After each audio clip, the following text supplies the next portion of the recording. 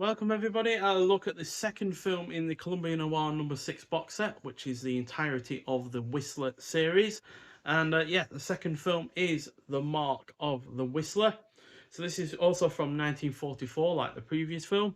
Like that film, it's also directed by William Castle. So I'm not going to go through his filmography again, but he's done many a great film.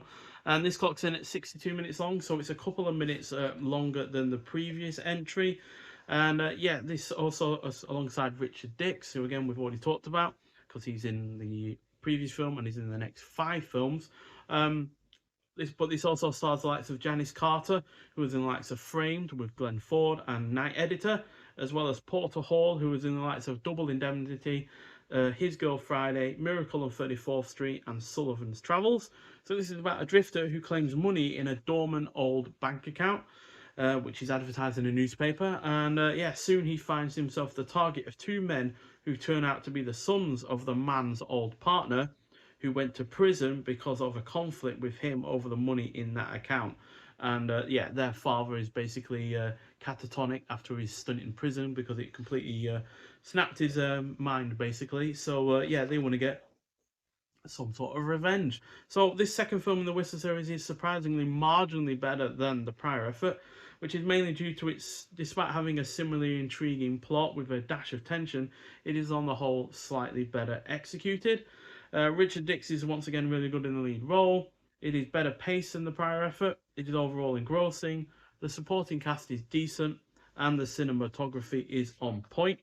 Um, and yeah, even though the premise to this is probably not quite as interesting as a premise as the prior film, um, I think, like I said, this executes its premise on the whole better, regardless of it not being quite as interesting. And that ultimately makes it a more interesting film overall, even if initially the premise might not ultimately grab you. So, yeah, shares the same disc as with the first film that we've already looked at. And yeah, the extras are basically the same on this that we've already talked through. But yeah, you also get an image gallery, promotional and publicity materials on this as well. And for both films, you get new and improved English subtitles for the deaf and hard of hearing.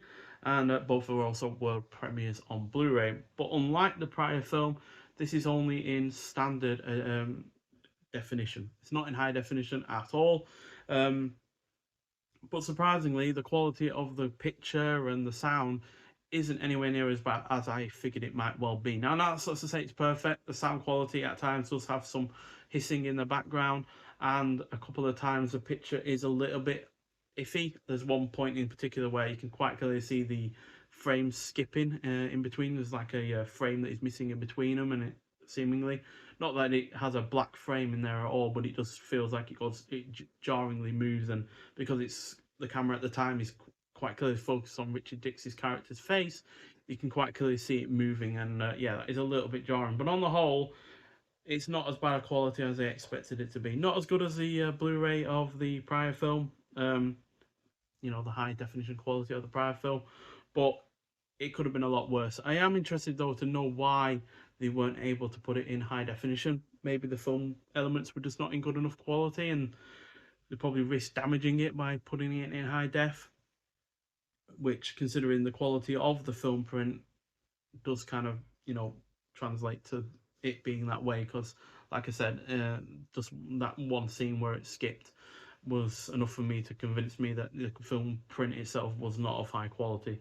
But at least it's only one out of the 8 films that are in that standard definition quality. And yeah, like I said, it's nowhere near as bad as you might expect it to be. But if you're going to watch them side by side, then you will definitely notice the difference in quality overall. But still, a really rather good film, and yeah, like I said, a marginal improvement over the prior film. So I give it 3.5 out of 5, which is half star more than the previous film. So yeah, but nonetheless, thank you for watching. If you have seen this film before, I'd like to hear your thoughts on it, and yeah, I'll see you in the next one. Bye.